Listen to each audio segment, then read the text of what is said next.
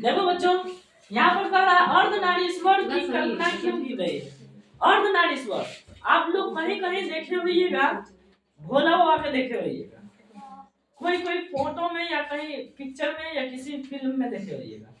भोले बाबा के देखे होइएगा, आधा जो होगा पार्वती के और आधा जो हैगा यहाँ से इधर शिव भगवान के, यानी भोले बाबा के।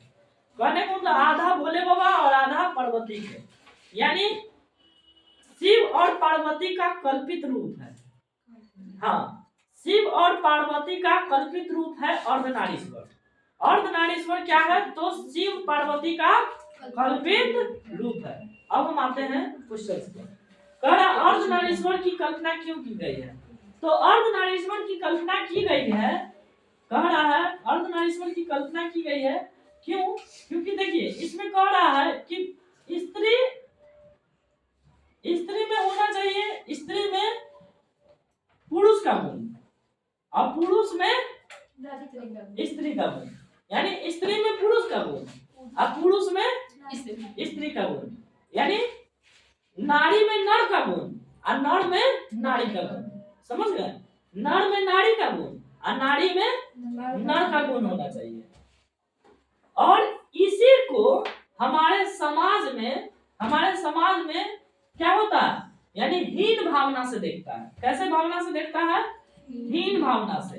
अगर कोई स्त्री, सपोज दैट कोई भी स्त्री अगर पुरुष का काम कर लिया तो उसको हीन समझने लगता है।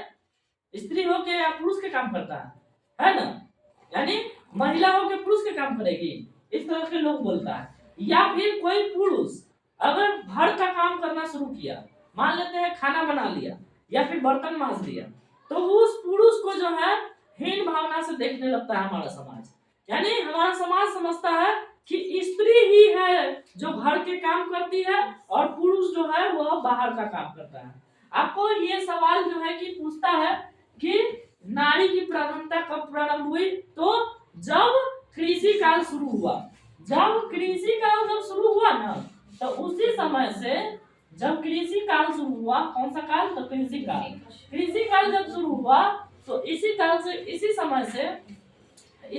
से क्या हुआ कि स्त्री जो है, यानी स्त्री जो है वह क्या हो गई? घर में रहने लगी। स्त्री जो है वह घर में रहने लगी और घर का काम करना शुरू कर दी। यानी इसको जो है घर में ही रहना है, ठीक है, और घर का काम करना है, घर का ही काम करना है, और इसको जो है घर का काम भी करना है और घूंघट तान के भी रखना है। ठीक है, घूंघट क्या करना है? घूंघट तान के रखना है, यानी घूंघट पूरा नीचे तक गिरा के रखना है। इस तरह का बहुत सारा प्रथा चला था उस टाइम जब कृषि काल शुरू हुआ।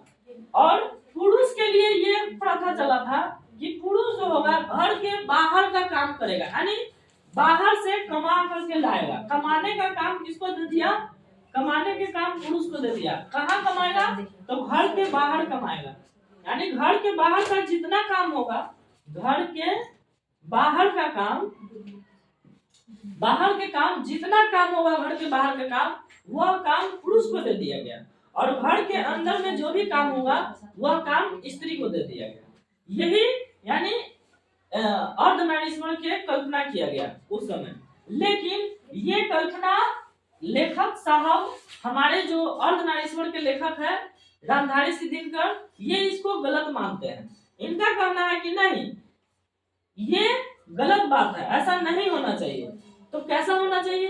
होना चाहिए कैसा कि हर स्त्री में पुरुष का गुण होना चाहिए, है ना, और हर पुरुष में स्त्री का गुण होना चाहिए।